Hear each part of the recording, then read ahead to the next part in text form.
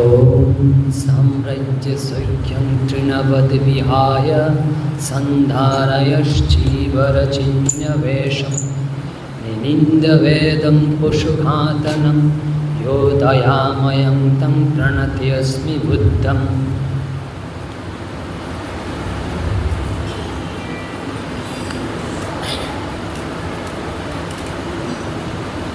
আজকে ভগবান বুদ্ধের জীবন ও তার দর্শন আমরা দেখব।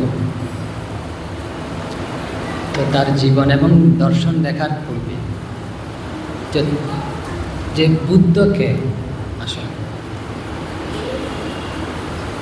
আর হচ্ছে তাকে তো অনেকেই নাস্তিক বলে থাকে, যে বুদ্ধ হচ্ছে নাস্তিক এরকম বলে থাকে। আর এরমই যদি বলে থাকে তো আমরা তার সম্পর্কে কেন আলোচনা করব, কেন আমরা তার পূজা করি? তো কার কাছ থেকে সবচেয়ে নির্ভরযোগ্য, সবচেয়ে ঠিক জানা যাবে? শ্রীরামকৃষ্ণের কাছ থেকে। তো শ্রীরামকৃষ্ণ কি বলে দেখি, যে বুদ্ধকে শ্রীরামকৃষ্ণ বলছেন, বুদ্ধকে জানো,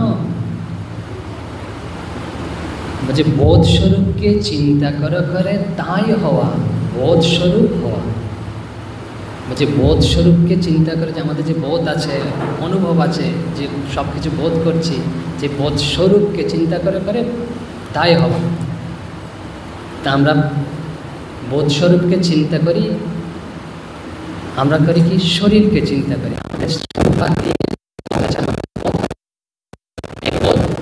কিসের সাথে তুমি করি? বোধ শরীরকে চিন্তা করি। আর শ্রীরামকৃষ্ণ বলছেন স্বরূপকে চিন্তা করে। যিনি স্বরূপকে চিন্তা করেছেন তিনিই বুদ্ধ। তাহলে বুদ্ধ কাকে বলা হয়? যিনি বোধ স্বরূপ হয়ে গেছেন তাকেই বুদ্ধ বলা হয় শ্রীরামকৃষ্ণের কথা অনুযায়ী। তাকে জিজ্ঞেস করি তিনি কি নাস্তিক? এখন কি বলে দেখি তিনি। বলছে নাস্তিক কেন? নাস্তিক নয়, মুখে বলতে পারে না। নাস্তিক কেন হতে যাবে?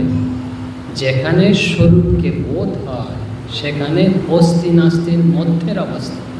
এই অস্থি নাস্তি প্রকৃতির গুণ। যেখানে ঠিক সেখানে অস্থি নাস্তি ছাড়া। তো দেখি শ্রীরামকৃষ্ণের কথাগুলো একটু। বলতে নাস্তিক কেন? নাস্তিক নয়। প্রথমে বলে দিল যে আমরা ধারণা করেছিলাম তিনি, অনেকে বলে থাকেন তিনি নাস্তিক। তাহলে শ্রীরামকৃষ্ণ বলে দিলে তিনি নাস্তিক নয়। তো তাহলে তো অনেকেই বলে কেন বলে? তিনি বলছেন মুখে বলতে পারেন। যে বুদ্ধদেব কি উপলব্ধি করেছে তা মুখে বলতে পারেন। যে কীরকম একটা উদাহরণ, আপনারা তো অনেকেই ঘি খেয়েছেন। তা আপনাদের জিজ্ঞেস করি যে ঘিটা কীরকম খেতে? ঝাল, মিষ্টি, টক, বলুন একটু কীরকম? কেউ বলতে পারছে না। তাহলে কি আমরা বলবো ঘি নামের কোনো বস্তু নেই জগতে? কারণ বলতে পারছেন না তো। যে মুখে বলতে না পারলেই যে কোনো বস্তুর অস্তিত্ব থাকবে না, লোপ হয়ে যাবে, এরকম নয় কিন্তু। তো তিনি মুখে বলতে পারেননি, বলেননি। তো এই জন্য অনেকের এরকম ভ্রান্ত ধারণা। পরে আরও তার দর্শন যখন দেখবো আমাদের পরিষ্কার হবে। শ্রীরামকৃষ্ণ শেষে আরেকটা কথা বলেছেন, বলছে অস্থি নাস্তি হচ্ছে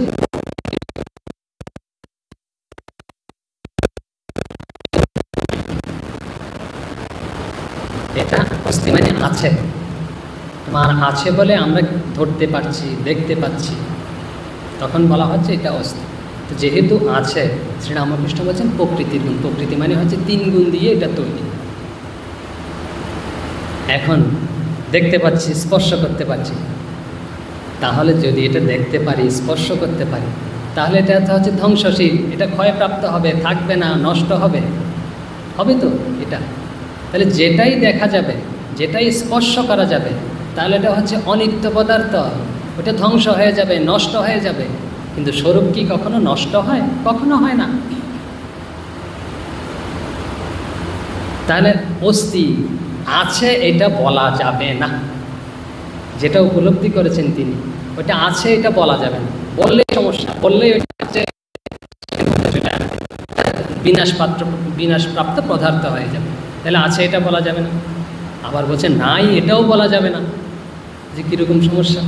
প্রথমে একটা খুব সহজ উদাহরণ দিই, যে নেই কেন বলা যাবে না। আমরা আপনাদের প্রশ্ন করি, যে বলছে নেই তাকে জিজ্ঞেস করে আপনি কি খুঁজে দেখেছেন ঠিক যে জিনিসটা আছে কি নেই। সে যদি খুঁজে দেখে না থাকে তাহলে বলবে, চুপ করে থাকে, কিছু বলতে পারবে না।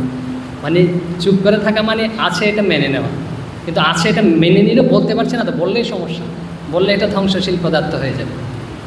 এখন সে যে বলে থাকে আমি খুঁজে দেখেছি, হ্যাঁ আমি খুঁজে দেখেছি পাইনি, এরকম যদি বলে থাকে তাহলে আরেকটা সমস্যা হবে। তখন কী সমস্যা? ধরুন কলম এখানে নেই, আপনাকে যখন জিজ্ঞেস করলাম কলম আছে কি, বলে যে নেই এখানে।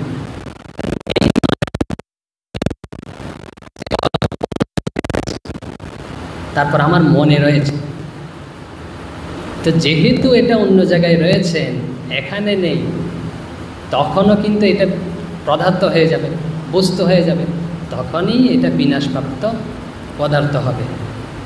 তাহলে কীরকম যা আছেও বলা যাবে না, নেইও বলা যাবে না। নেই বললেও এটা কিন্তু বস্তু হয়ে যাবে, এই জন্য নেইও বলা যাবে, কারণ যেটা নেই বা যেটা আছে সেটা হচ্ছে প্রকৃতি দিয়ে তৈরি।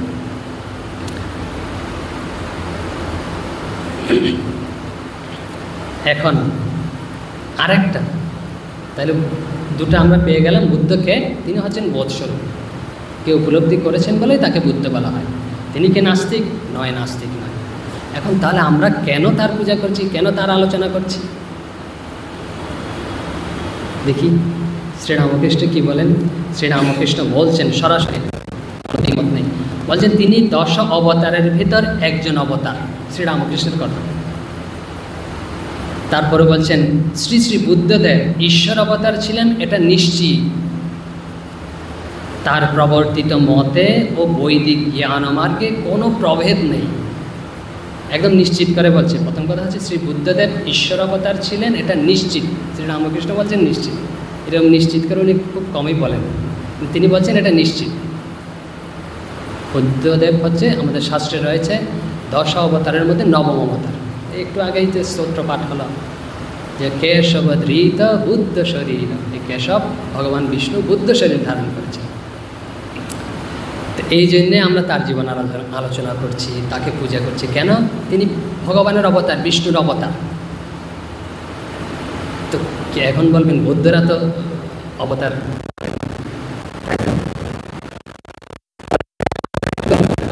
ওদের যে মহাযান সম্প্রদায় তারা বলে থাকেন যে বুদ্ধ না, তারা বুদ্ধ হচ্ছে যে অবতীর্ণ হন, যুগে যুগে অবতীর্ণ হন, এই হচ্ছে 28 নং বুদ্ধ ইনি। তাহলে তো অবতার হয়ে গেল। তো ওরাও বলেন, শুধু আমরা বলি না, আমরা বলি এরকম নয়, যে এদের একটা সম্প্রদায় রয়েছে যে মহাযান সম্প্রদায়, তারাও বুদ্ধকে অবতার বলে মানেন এবং পুজো করেন। পরে যখন আসবো সম্প্রদায় তখন আরও পরিষ্কার হবে। এখন আমরা যাই, মোটামুটি ধারণা হয়ে গেল বুদ্ধকে। তিনি হচ্ছেন, শ্রীরামকৃষ্ণ বলছেন, বোধ স্বরূপকে চিন্তা করতে করতে বোধ স্বরূপই হয়ে গেছেন, এই জন্য তাকে বুদ্ধ বলা হয়। তারপরে কি তিনি নাস্তিক কেনা? তিনি নাস্তিক নয়, তিনি কি উপলব্ধি করেছেন তা মুখে বলতে পারেননি, এই হচ্ছে কথা। তাকে প্রশ্ন করা হয়েছিল, এটা এখানে বলে দিই, প্রশ্ন করা হয়েছিল, বলছে ঈশ্বর কি আছেন? তো বুদ্ধ বলছেন আমি কি বলেছি ঈশ্বর আছেন? তো বলছে তাহলে নিশ্চয়ই ঈশ্বর নেই। তা আমি কি বলেছি ঈশ্বর নেই? বলছে আছেও বলেনি, নেইও বলেনি। একটু আগে বললাম কেন আছে বললেও সমস্যা, নেই বললেও সমস্যা। যে আছে বলবেন তাও বস্তুবাচক হয়ে যাবে, ধ্বংসশীল পদার্থ। যে নেই বলবেন তাও কিন্তু ধ্বংসশীল পদার্থ হয়ে যাবে। তাহলে আছে নেই বলা যাবে না, তিনি নাস্তিক নয়। দ্বিতীয়, কেন আমরা তার জীবন আলোচনা করছি, তাকে এত শ্রদ্ধা করি, তার পূজা করি?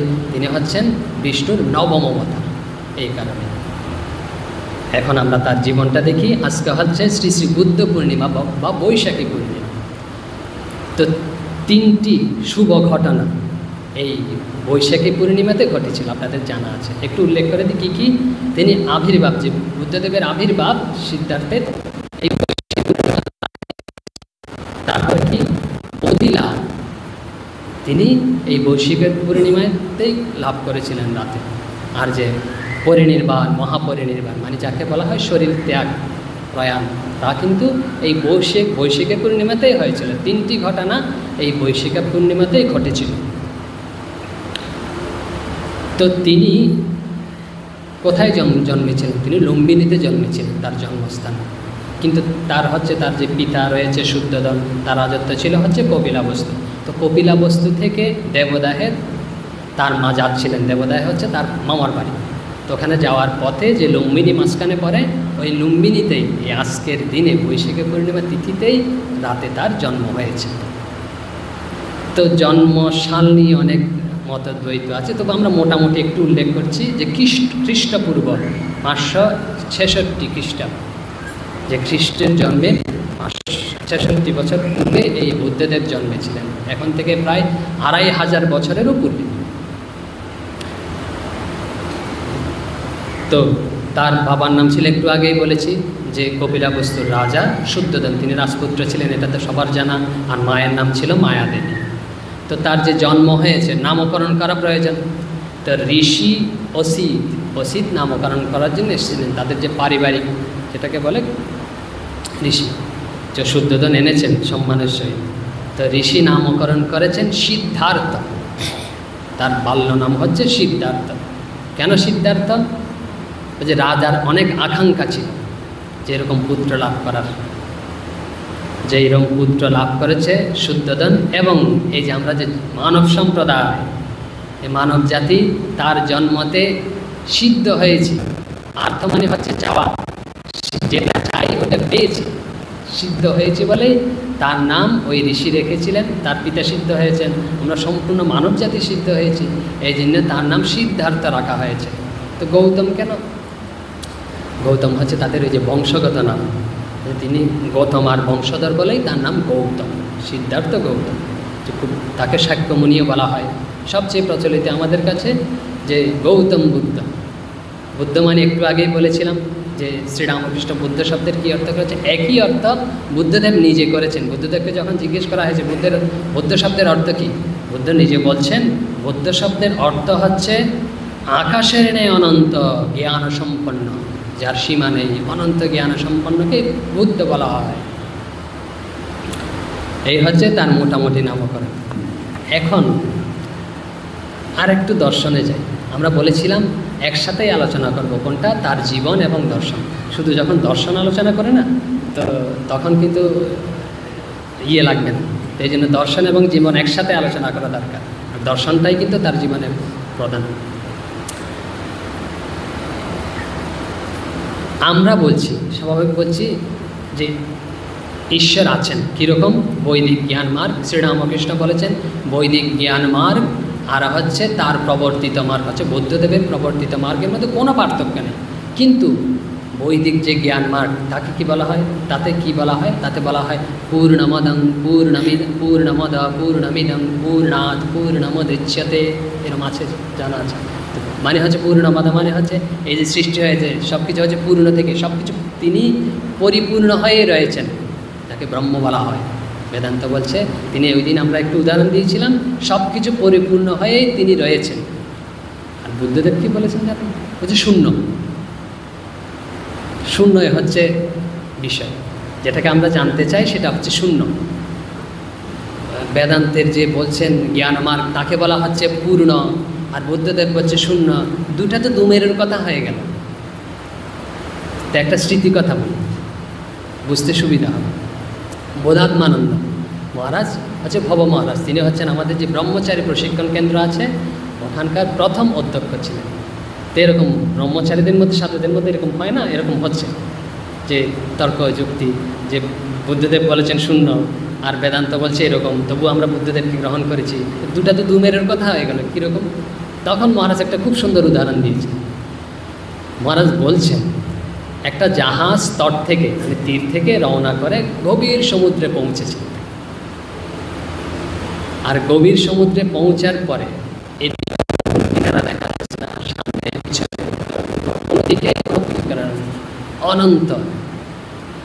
তো ওই জাহাজের যাত্রী কারা জানেন? মহারাজ বলছেন ওই জাহাজের যাত্রী দুজন। একজন বুদ্ধদেব, আর একজন শঙ্করাচার্য। কাছাকাছি, কদিন আগেই শঙ্করাচার্য জন্ম দিতে গেল, কাছাকাছি জন্মেছেন। আগে আর পিছনে। তো শঙ্করাচার্য তো দুজন রয়েছেন, একজনকে জিজ্ঞেস করছেন, বুদ্ধদেবকে জিজ্ঞেস করছেন। বুদ্ধদেব তো মাঝ সমুদ্রে এসে পৌঁছেছে, শঙ্করাচার্য পৌঁছেছে, কোনো দিকেই কিছু দেখা যাচ্ছে না। তো বুদ্ধদেবকে জিজ্ঞেস করছেন, বলছে যে আপনার অবস্থান কোথায়, কোথায় আছেন আপনি? তখন বুদ্ধদেব বলছেন আকাশের দিকে তাকিয়ে, বলছে সর্বং শূন্যম, সর্বং শূন্যম। আকাশে তো কিছু নেই, খালি। আকাশ তো আমাদের চোখের সীমা পর্যন্ত, কিছুই নেই, মানে হচ্ছে শূন্য। একই প্রশ্ন একই অবস্থানে রয়েছে। শঙ্করকে জিজ্ঞেস করা হচ্ছে, যে শঙ্করাচার্যকে জিজ্ঞেস করা হলো যে আপনি কোন অবস্থানে আছেন, কোথায় পৌঁছেছেন? শঙ্করাচার্য নিচের দিকে তাকিয়েছে, নিচের দিকে তাকিয়ে বলছে সর্বং পূর্ণম, সর্বং পূর্ণম। তিনি জল দেখছেন, বুঝতে পেরেছেন? তো জল দেখে বলছে সব জলে পরিপূর্ণ। দেখুন, দুজনই একই অবস্থায় দাঁড়িয়ে, একই অনুভূতিতে দাঁড়িয়ে, একজন বলছে শূন্য, আরেকজন বলছে পূর্ণ। অনুভূতি একই, একই অবস্থায়, কিন্তু বলার ভঙ্গিটা অন্যভাবে। আরেকটা উদাহরণ দেওয়া যায়, ধরুন একটা গ্লাস, গ্লাসে জল আছে অর্ধেক পরিমাণ। তো একজনকে জিজ্ঞেস করা হলো কীরকম, এই গ্লাসের অবস্থা কীরকম? তো বলছেন ওই গ্লাসে অর্ধেক জল আছে। আরেকজনকে জিজ্ঞেস করা হলো এই গ্লাসের অবস্থা কীরকম? ও যে এই গ্লাস অর্ধেক খালি, শূন্য রয়েছে, কিন্তু গ্লাসের অবস্থা তো একই।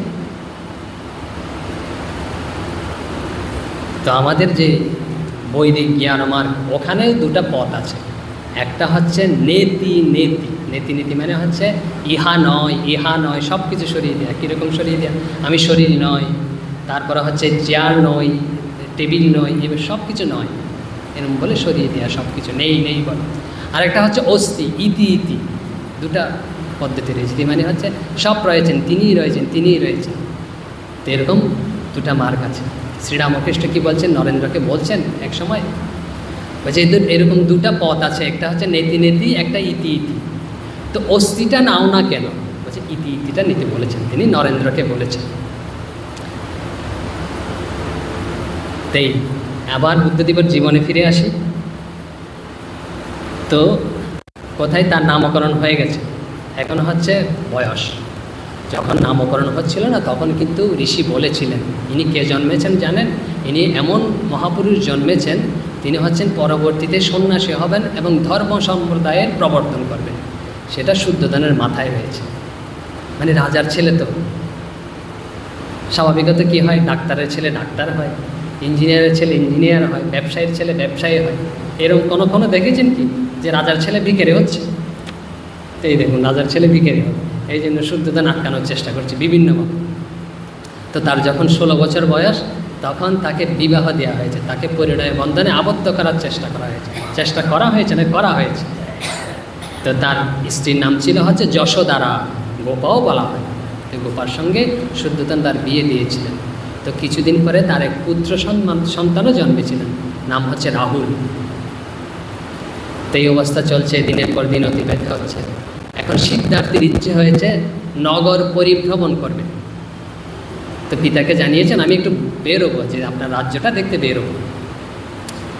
তো রাজ্য দেখতে বেরোবে, তখন আগেই রাজা ঘোষণা করে দিয়েছে যে যুবরাজ বেরোবে, কোনোখানে যেন বিন্দুমাত্র দুঃখ কষ্টের ছোঁয়া দেখা না যায়, আর কি সব যেন পত্রপুষ্পে সজ্জিত হয়।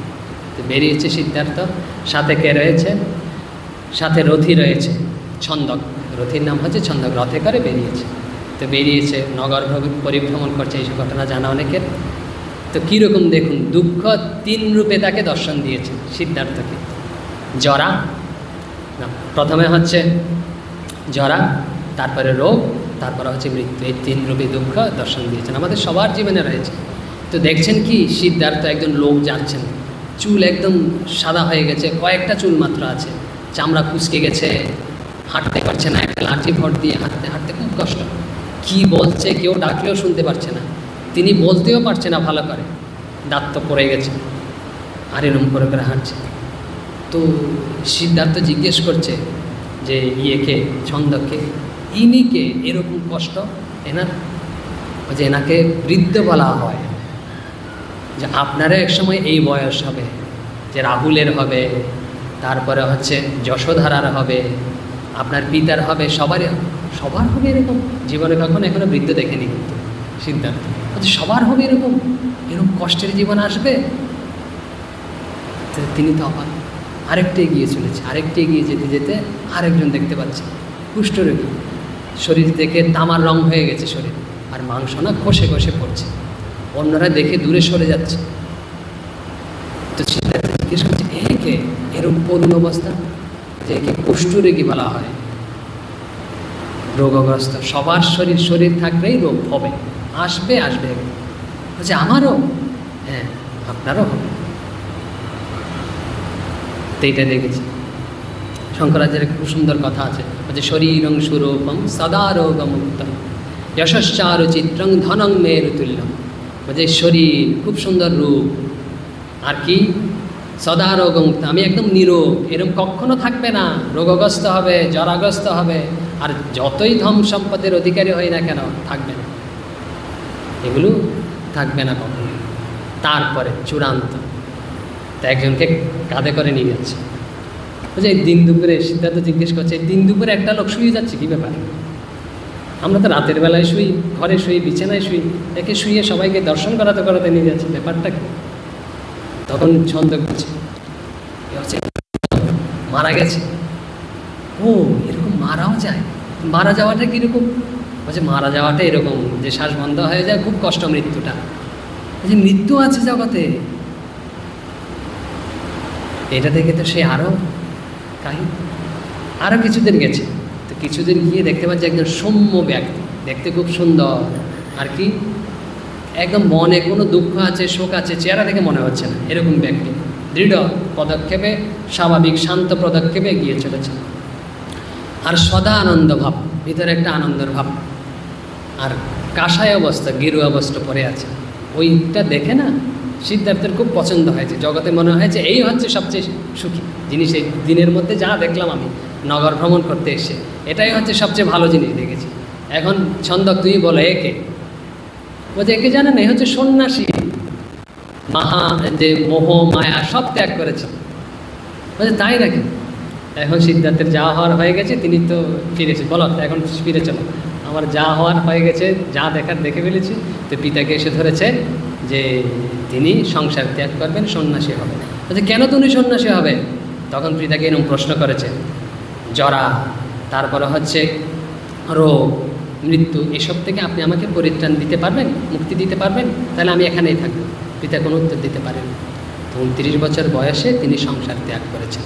তার যখন 29 বছর বয়স, তো 29 বছর বয়সে সংসার ত্যাগ করে তিনি ঘুরতে ঘুরতে বোধগয়া যে নিকট উরুংবিলু গ্রামের নৈরঞ্জনা নদীর তীরে এসে বসছেন। ওখানে দীর্ঘ 6 বছর কঠোর তপস্যা করেছেন, কিন্তু কিছুই হচ্ছে না। যখন কিছুই হচ্ছে না,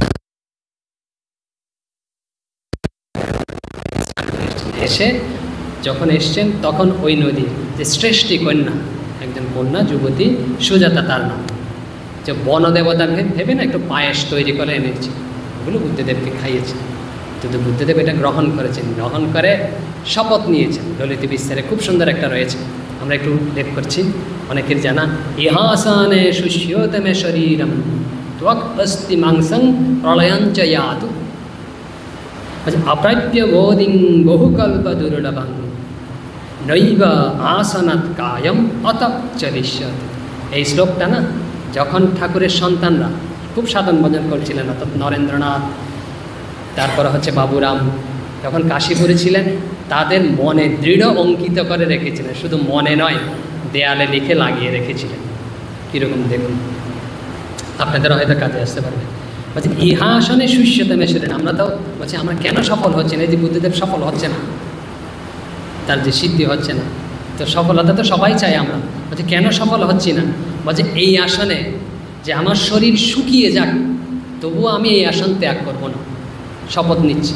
তারপরে ত্বক অস্থি মাংস প্রলয়ঞ্চ জাত, এই যে আমার ত্বক মাংস, তারপরে হচ্ছে যা যা রয়েছে অস্থি, সব নষ্ট হয়ে যাক, গলে যাক, তবুও আমি সিদ্ধি লাভ না করা পর্যন্ত আসন ত্যাগ করব না।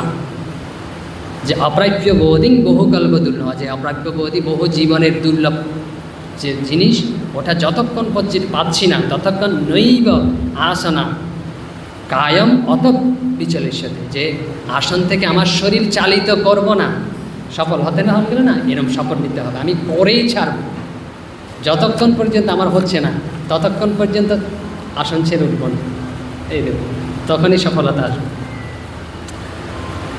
এরম যখন করেছে, এরম শপথ নিয়েছে, 1 বছর লেগেছে। 7ম বছরে তিনি বোধিত্ব লাভ করেছেন, তার বয়স তখন 35 বছর। তো কী লাভ করেছেন এখন দর্শন দেখি। তিনি যা লাভ করেছেন তা হচ্ছে 4 আর্য সখিয়ানি, 4টা আর্য সত্য তিনি লাভ করেছেন। এর পূর্বে বলি যেটাকে নির্বাণ বলা হয়। নির্বাণ মানে কি? নির্বাণ মানে হচ্ছে বিলুপ্তি, বিলয়, অবসান। কিসের অবসান? এই যে দুঃখ দেখে তিনি সংসার ত্যাগ করেছিলেন, এই দুঃখের বিলয় ঘটিয়েছেন, তিনি নির্বাণ লাভ করেছেন। তারপর এই জগতের জন্য এই 4 আর্য সখিয়ানি, 4টা আর্য সত্য তিনি উপলব্ধি করেছেন, আবিষ্কার করেছেন। আর্য মানে কি? যা মান্য, অবশ্যই মানতে হবে, না মেনে উপায় নেই, সবার মানতে হবে। কি 4টা জিনিস তার দর্শন তিনি উপলব্ধি করেছেন? সবার জীবনে দুঃখ আছে,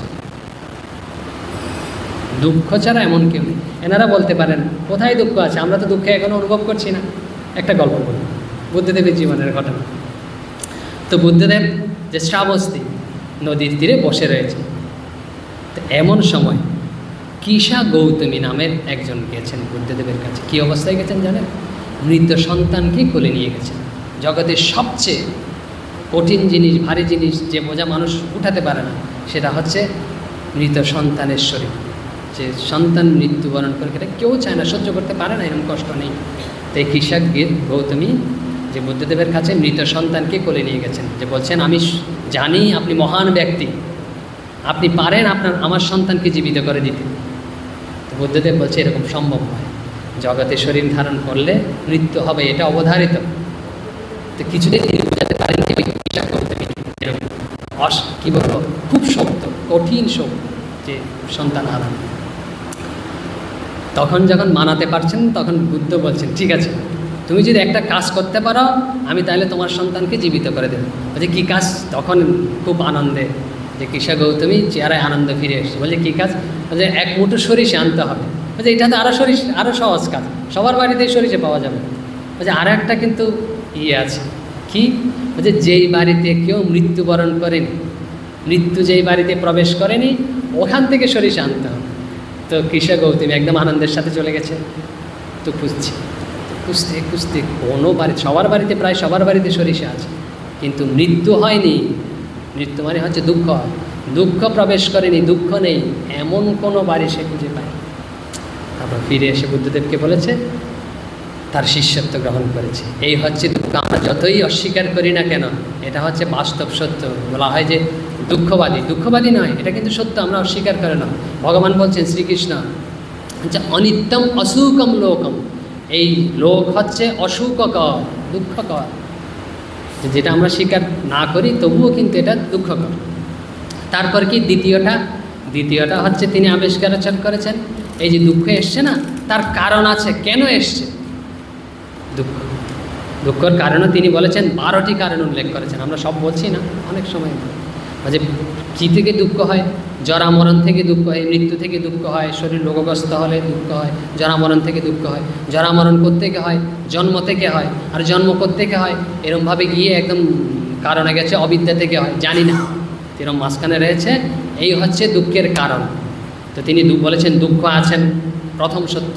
দ্বিতীয় সত্য হচ্ছে দুঃখের কারণ আছে। এখন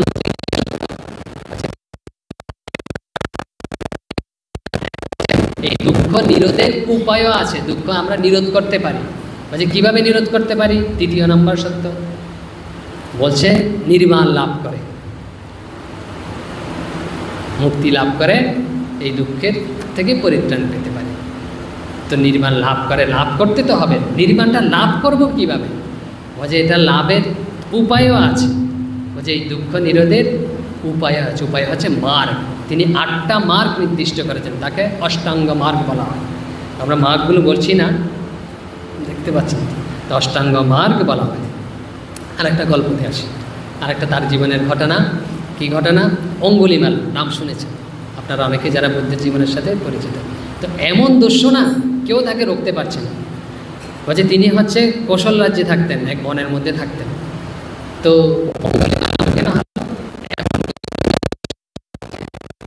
এমন কি বলে কঠোর, তার প্রাণ অন্তর, দয়া মায়া বিন্দু মাত্র নেই।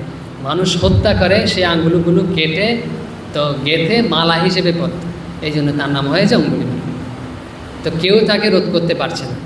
তো বুদ্ধই সিদ্ধান্ত নিয়েছে তাকে রোধ করবেন। তিনি যে অঙ্গুলিমাল যেখানে থাকতেন সেই বনের মধ্যে দিয়ে যাচ্ছে, সবাই নিষেধ করতে আপনি যাবেন না, যাবেন না, মৃত্যু অবতারিত। তো বুদ্ধ যাচ্ছে। বুদ্ধ যখন যাচ্ছে ওখানে গিয়ে পৌঁছেছে, অঙ্গুলিমাল দূর থেকে দেখেছে যেরকম এরকম সৌম্য দর্শন এসছেন, কোনো ভয় নেই, আমাকে ভয় করছে না। তখন অঙ্গুলিমাল দূর থেকে বলছেন এই দাঁড়াও, কিন্তু বুদ্ধ তো ধীর পদক্ষেপে চলছে। যেই যাচ্ছে না সে পিছন পিছন যাচ্ছে। প্রথমে হাঁটছে অঙ্গুলিমাল, তারপর দৌড়াতে শুরু করেছে। দৌড়েও তাকে ধরতে পারছে না।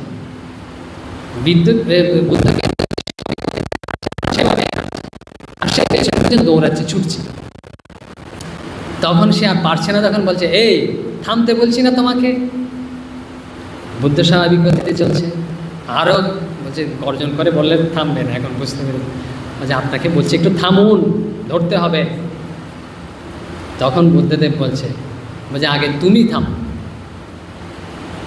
বলছে আমাকে থামতে বলছে, আমি থামলে কি আপনাকে ধরতে পারবো? আপনি চলছেন তো এরকম দৌড়ে ধরতে পারছি না আপনাকে, আরও বলছেন থেমে, থেমে কীভাবে ধরবো? আবার বলছে তুমি থামো। কোত্থেকে থামতে বলছেন জানি? স্থূলভাবে আমরা ধরি, এই যে সে অন্যায় এসব কাজ করছে না, জঘন্য কাজ, ওইগুলো থেকে থামতে বলছে। ওগুলো থেকে থামলেই তাকে ধরতে পারবে।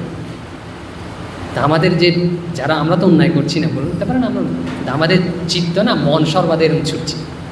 আমাদের মন যখন এরকম থামাবো, মনকে এই মন থাম, তখনই কিন্তু এই বোধস্বরূপকে আমরা ধরতে পারি। এই হচ্ছে শিক্ষা। তারপর অঙ্গুলিমাল পরবর্তীতে তার শিষ্যত্ব গ্রহণ করেছে, এসব রয়েছে। এখন আবার একটু দর্শনে যাই, যে বৌদ্ধ সম্প্রদায়, যে বৌদ্ধ সম্প্রদায়ের প্রধান দুটি সম্প্রদায় রয়েছে।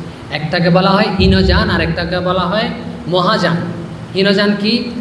হীনযানে যে বুদ্ধ বলেছেন আত্মদীপ ভব, বলছে আত্মদীপ ভব মানে হচ্ছে নিজের সাধনার আলোতেই নিজেই চল, মানে নিজের মুক্তি নিজের চেষ্টায় করো, অন্য কেউ তোমাকে করে দিতে পারবে না।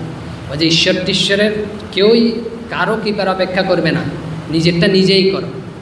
তো ওই সম্প্রদায় যারা ঈশ্বরের কৃপার অপেক্ষা করে না, ঈশ্বরের অস্তিত্ব অস্বীকার করে, তারপরে তারা কিন্তু বুদ্ধকেও অবতার বলে স্বীকার করে না, বুদ্ধদেবকেও অবতার বলে স্বীকার করে না। যারা এরূপ সবচেয়ে প্রাচীনতম সম্প্রদায় বৌদ্ধ সম্প্রদায়ের, তাকে হীনযান বলা হয়। তারপর মহাযান কাকে বলা হয়? প্রথম শর্ত, এই যে আগেই বলেছি, আমরা পূর্বেই বলেছি, বৌদ্ধকে যারা অবতার বলে স্বীকার করে, কেন স্বীকার করে? এরা তো বলছে, আদি যারা আছে হীনযান, এরা বলছে যে আত্মা অস্তিত্ব নেই, শূন্য। তো স্বাভাবিক মানুষের কি জানেন, যে আমরা যদি কিছুর যদি অস্তিত্বই না থাকে, আমি এই কঠোর সাধন কী জন্য করব? কিছুর তো একটা অস্তিত্ব থাকতে হবে। শূন্যের পিছনে পিছনে ছোটা যায় যার অস্তিত্ব নেই। আর কি আমাদের হচ্ছে স্থূল মানসিকতা, আমরা কিছু একটা অবলম্বন চাই ধরার জন্য, এরকম ধরার অবলম্বন ছাড়া পারি না। আর আমরা অন্যের উপর নির্ভরশীল, নিজের চেষ্টা করে অনেক কিছু পারি না। তো তারা করলো কি পরবর্তীতে, এই যে মহাযান, তারা মানুষের এসব চিন্তা করে, যে মনের চাহিদা চিন্তা করে, তখন বলছে হ্যাঁ, যে পরম সত্তা তিনি হচ্ছেন বুদ্ধ, তিনি যুগে যুগে অবতীর্ণ হয়, তোমরা তারই পূজা করো। তখন তারা বুদ্ধের পূজা শুরু করে। আর কি, যে তারা জীবাত্মা অস্বীকার করে, কিন্তু যে বুদ্ধের যে পরমেশ্বর সেই আত্মা স্বীকার করে। তাহলে হীনযান আর কি বলে মহাযানের মধ্যে পার্থক্য জানা গেল। হীনযান এরকম ঈশ্বরের অস্তিত্বে বিশ্বাস করে না, কাউকে পূজা করে না, এরকম।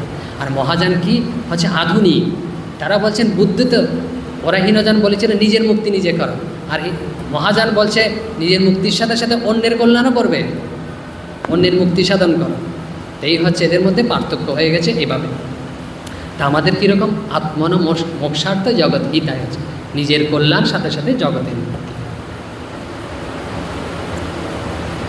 তো তো অনেক হয়েছে, আস্তে আস্তে শেষে আরেকটা ঘটনা বলি, স্বামীজি যেটা বলেছেন বুদ্ধের মানসিকতা সম্পর্কে। তো বুদ্ধের কাছে 5 জন ব্রাহ্মণ এসছেন। 5 জন ব্রাহ্মণ এসে তো নিজের যে সম্প্রদায়, ঈশ্বরে বিশ্বাস, তা বুদ্ধকে বলছেন আমাদের আপনি বলুন ঈশ্বর সম্পর্কে, তাদের দর্শন সম্পর্কে ব্যাখ্যা করেছেন যে বুদ্ধের সামনে। বুদ্ধ 5 জনের কথাই খুব দৃঢ় মনোযোগ সহকারে শুনেছেন তাদের দর্শন। তখন 5 জনকে 5 জনের 5 রকম মত, তো 5 গণতে তিনি বলছেন, এটা স্বামীজি বলেছেন বুদ্ধ সম্পর্কে, 5 জনকে তিনি বলছেন যে আপনাদের ঈশ্বর কি ক্রোধী, আপনাদের ঈশ্বর কি হিংসা পরায়ণ? সবাই একসাথে বলছেন, 5 জন একসাথে বলছেন না আমাদের ঈশ্বর ক্রোধী নয়, আমাদের ঈশ্বর হিংসা পরায়ণ নয়। বলছে আপনাদের ঈশ্বর কি অপবিত্র? বলছে না কখনো নয়। বলে তিনি কীরকম? বলে তিনি শুদ্ধ। 5 জন একসাথে বলছে হ্যাঁ তিনি শুদ্ধ, তিনি পবিত্র, তিনি কল্যাণকামী, একসাথেই বলছে। তাহলে আপনারা এই জটিল সব তত্ত্ববিচার বাদ দিয়ে আপনারা নিজেরাই কেন কল্যাণকামী হন না কেন? আপনারা নিজের জীবনকে পবিত্র করেন না কেন? তো এইভাবে তিনি উপদেশ দিয়েছেন।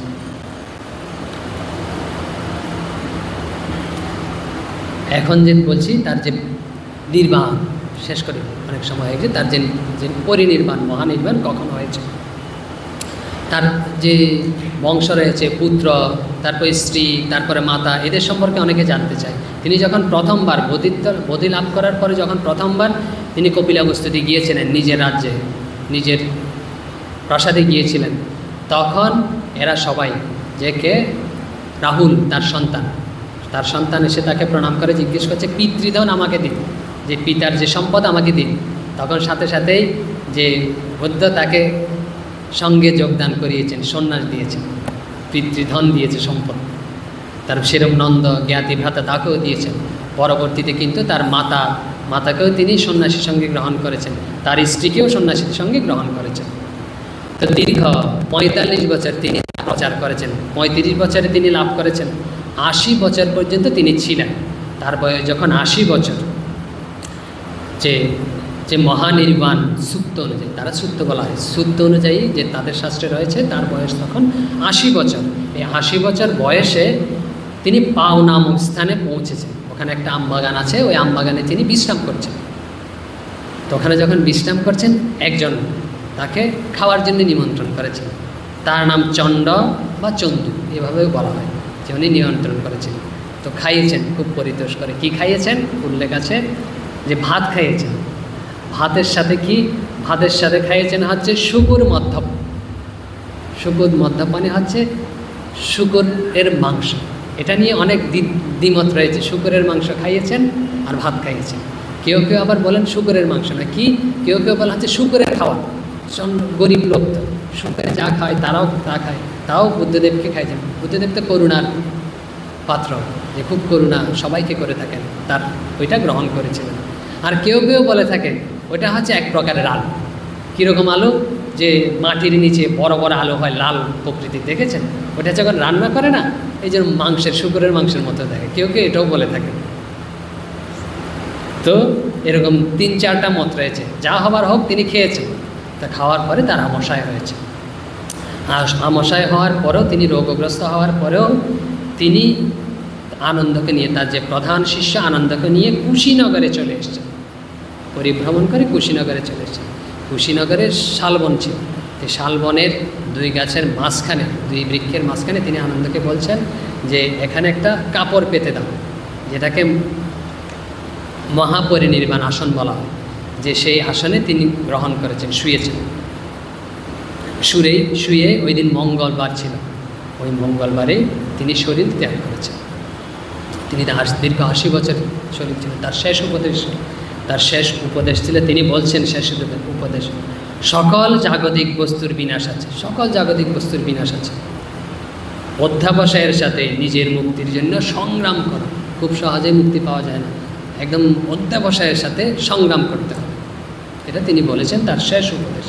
স্বামীজি তার সম্পর্কে বলেছেন, স্বামীজির একটা কথা বলি, যে স্বামীজি তার সম্পর্কে বলেছেন, এই মহামানবকে বুদ্ধ ছিলেন বুদ্ধি, শক্তি ও হৃদয় উন্মুক্ত আকাশের মতো তার হৃদয় ছিল, বিশাল হৃদয় ছিল। স্বামীজি বলছেন বুদ্ধের মতো হৃদয় নিয়ে কেউ জন্মায়নি। আর সর্বগুণান্বিত ছিলেন তিনি, এরকম স্বামীজি বলেছেন।